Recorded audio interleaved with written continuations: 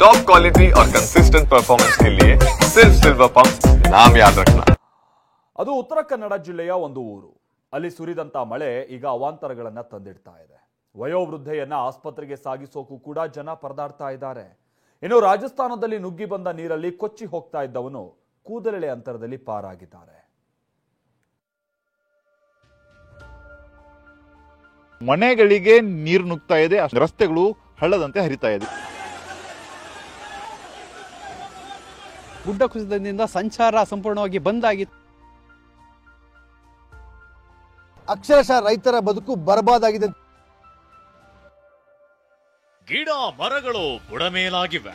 ಗುಡ್ಡದ ಮಣ್ಣು ಕುಸಿದು ರಸ್ತೆಗೆ ಬಿದ್ದಿದೆ. ಸೊಂಟದೆತ್ತರಕ್ಕೆ ನೀರು ನಿಂತಿದೆ. ಸ್ಟ್ರೆಚರ್ನಲ್ಲಿ ರೋಗಿ ಸಾಗಿಸಲು ಪರದಾಡ್ತಿದ್ದಾರೆ. ರಣಮಳೆ ಸೃಷ್ಟಿಸಿರುವ ಅವಾಂತರಗಳು ಒಂದೆರಡಲ್ಲ.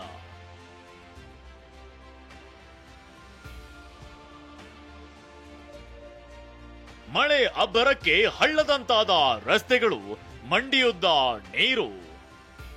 ವೃದ್ಧೆಯನ್ನ ಆಸ್ಪತ್ರೆಗೆ ಕರೆದೊಯ್ಯಲು ಗ್ರಾಮಸ್ಥರ ಹರಸಾಹಸ. ಸೊಂಟದುದ್ದ ನೀರು, ನಡೆಯೋಕ್ಕೂ ಆಗ್ತಿಲ್ಲ, ನಿಲ್ಲೋಕ್ಕೂ ಆಗ್ತಿಲ್ಲ. ರಸ್ತೆಗಳೆಲ್ಲವೂ ಹಳ್ಳದಂತಾಗಿರೋದು ಉತ್ತರ ಕನ್ನಡ ಜಿಲ್ಲೆಯ ಕಡವಾಡದಲ್ಲಿ. ಅನಾರೋಗ್ಯಗೊಂಡಿದ್ದ 90 ವರ್ಷದ ವೃದ್ಧೆ ಸುಂದರಿ ಜಾವಳಿಯನ್ನ ಆಸ್ಪತ್ರೆಗೆ ಕರೆದೊಯ್ಯಲು ಹರಸಾಹಸ ಪಡಬೇಕಾಯ್ತು. ಸೂಕ್ತ ಮಾರ್ಗವಿಲ್ಲದಕ್ಕೆ ಸ್ಟ್ರೆಚರ್ ಮೇಲೆ ಮಲಗಿಸಿ ಆಸ್ಪತ್ರೆಗೆ ಕರೆದೊಯ್ಯಲಾಯಿತು. ಮಳೆಯಿಂದಾಗಿ ಅಘನಾಶಿನಿ ನದಿ ಅಪಾಯದ ಮಟ್ಟ ಮೀರಿ ಹರಿಯುತ್ತಿದೆ. ಮತ್ತೆ ಭಾರಿ ಮಳೆ ಮುನ್ಸೂಚನೆ ಇರೋದ್ರಿಂದ ನದಿ ಪಾತ್ರದ ಜನ ಸುರಕ್ಷಿತ ಸ್ಥಳಕ್ಕೆ ತೆರಳಲು ಡಿಸಿ ಲಕ್ಷ್ಮೀಪ್ರಿಯಾ ಸೂಚಿಸಿದ್ದಾರೆ.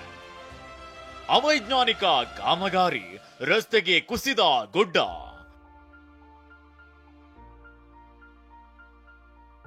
ದಕ್ಷಿಣ ಕನ್ನಡ ಜಿಲ್ಲೆಯಲ್ಲಿ ಮಳೆಯ ಅಬ್ಬರ ಮುಂದುವರೆದಿದೆ.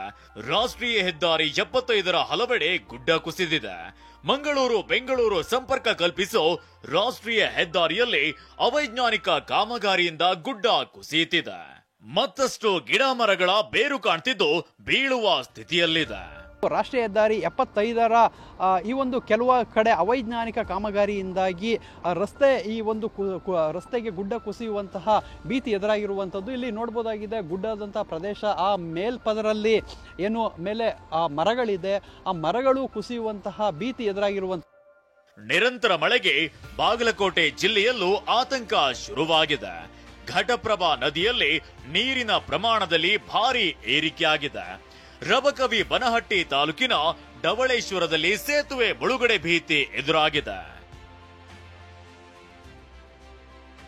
ಹುಬ್ಬಳ್ಳಿಯಲ್ಲಿ ನಿನ್ನೆ ಸಂಜೆ ಸುರಿದ ಧಾರಾಕಾರ ಮಳೆಗೆ ತಗ್ಗು ಪ್ರದೇಶಗಳಿಗೆ ನೀರು ನುಗ್ಗಿದೆ. ದುರ್ಗದ ಬೈಲ್, ತುಳಜಾ ಭವಾನಿ ರಸ್ತೆ ಸೇರಿದಂತೆ ಹಲವೆಡೆ ರಸ್ತೆಗಳು ಜಲಾವೃತಗೊಂಡಿವೆ.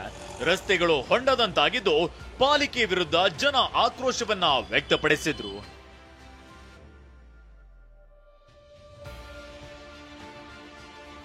ಇನ್ನು ಕೊಪ್ಪಳ ಜಿಲ್ಲೆಯಲ್ಲಿ ವರುಣನ ಅಬ್ಬರಕ್ಕೆ ತಾತ್ಕಾಲಿಕ ಸೇತುವೆ ಕಿತ್ತು ಹೋಗಿದೆ. ಕುಕನೂರ ತಾಲೂಕಿನ ಚಿಕ್ಕೇನಕೊಪ್ಪ ಬಳಿ ಬ್ರಿಡ್ಜ್ ಕಮ್ ಬ್ಯಾರೇಜ್ ಕಾಮಗಾರಿ ನಡೆಯುತ್ತಿದೆ. ಇಲ್ಲಿ ನಿರ್ಮಿಸಿದ್ದ ಸೇತುವೆ ಕೊಚ್ಚಿ ಹೋಗಿದೆ. ಯಾದಗಿರಿ ಜಿಲ್ಲೆಯಲ್ಲಿ ಮಳೆ ನೀರು ಜಮೀನಿಗೆ ನುಗ್ಗಿ ಹಳ್ಳದಂತಾಗಿದೆ.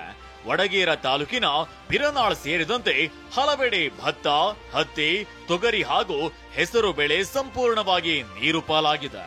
ಯಾದಗಿರಿ ಜಿಲ್ಲೆಯ ವಡಗೇರ ತಾಲೂಕಿನ ಬೀರ್ನಾಳ್ ಗ್ರಾಮದ ರೈತರ ಜಮೀನಲ್ಲಿ ಇದನ್ನು ಕೆಲ ದೃಶ್ಯಗಳು ತೋರಿಸುವಂತ ಪ್ರಯತ್ನ ಕೂಡ ಮಾಡ್ತೀನಿ. ಸಂಪೂರ್ಣವಾಗಿ ಜಮೀನಿನಲ್ಲಿ ಮಳೆ ನೀರು ಆವರಿಸಿಕೊಂಡಿದೆ. ಜಮೀನಿನಲ್ಲಿ ಬೆಳೆದಂತ ಬೆಳೆ ಸಂಪೂರ್ಣವಾಗಿ ಜಲಾವೃತ ಕೂಡ ಆಗಿರುವಂಥದ್ದು.